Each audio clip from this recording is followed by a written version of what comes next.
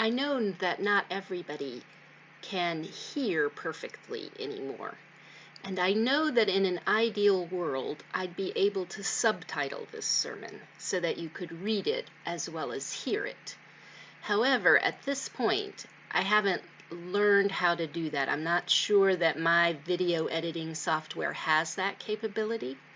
So I'm going to put some title cards in as we go along. Some ways to help you have something to read instead of just hearing a voice.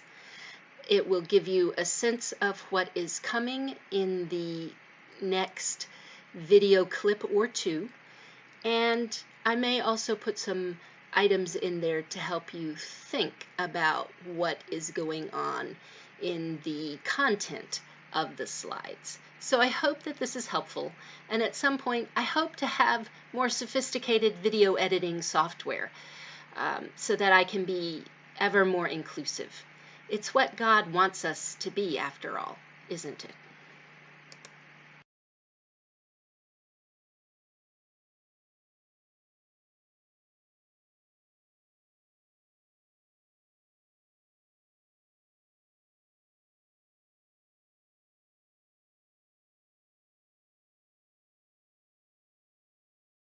We might wonder why we need an Ash Wednesday sermon at all.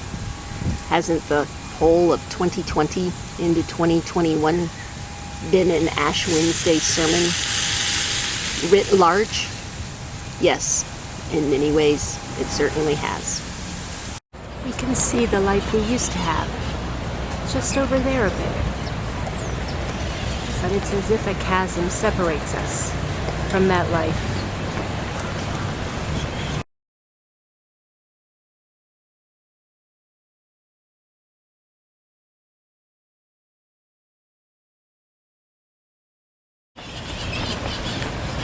We are made from decomposing stars. We are made from distant moons. We are galactic ash. At some point we will return. But the fact that we are celestial in origin does not make it any easier. This idea, this contemplating our return to ash and dust.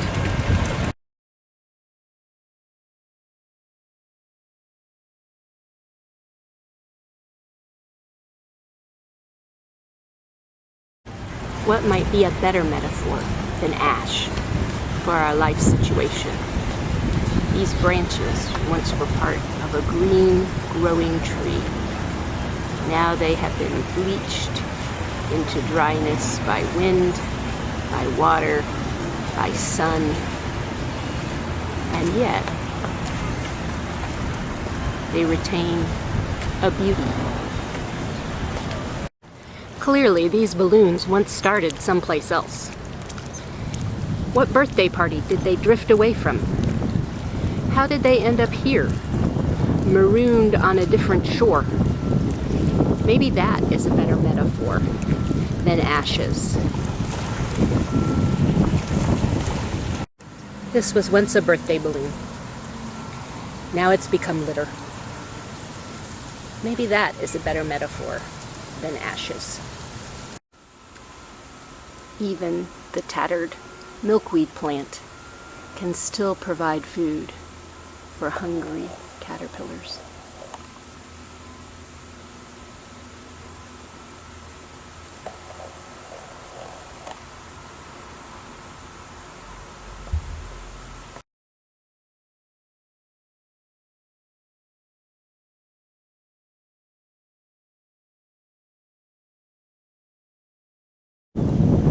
Eventually, we're all just sailboats sinking into the sea, smashed up against a dock, drifting downward. Maybe that's a better metaphor for Ash Wednesday. Ashes to ashes, dust to dust, water to water, all elements returning to the Creator. Ashes to ashes, dust to dust, all you love will decay and rust.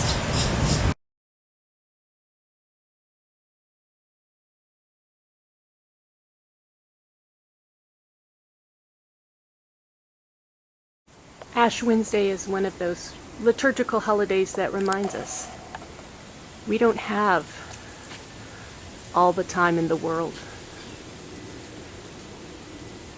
We don't have all the time we might think we did to make repairs, to make things tidy. In a way, it's a liberating message. After all, in 100 years, all of this is underwater anyway. This house, our bodies. In 100 years, all of it will be no more. Ash Wednesday reminds us, whatever we thought we were put on this earth to do, it is time to get on with it.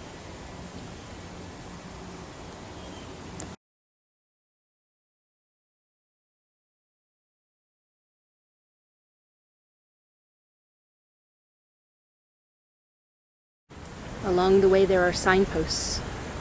Maybe that should be part of our goal, to be a signpost.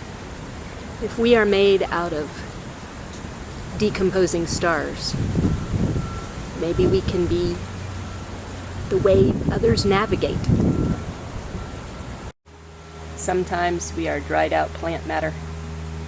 Sometimes we are green leaves. Sometimes our lives bear the same thing on the same stalk. Green leaves amidst the dried plant matter. Sometimes we feel like we're doing nothing with our lives. And yet, if we look close, maybe we see that we are feeding creation. Maybe not in the way we originally thought. Maybe we didn't think we were going to operate a cafe for caterpillars. And yet, that work is valid as well. Maybe it's liberating, however. Maybe, knowing that everything turns to dust eventually. That all of our party plans, no matter how carefully executed, all of them end up marooned balloons washing up against a seawall. Maybe if we know that it all ends up this way, maybe that gives us a certain freedom to act, to claim our lives, to claim what God wants for us.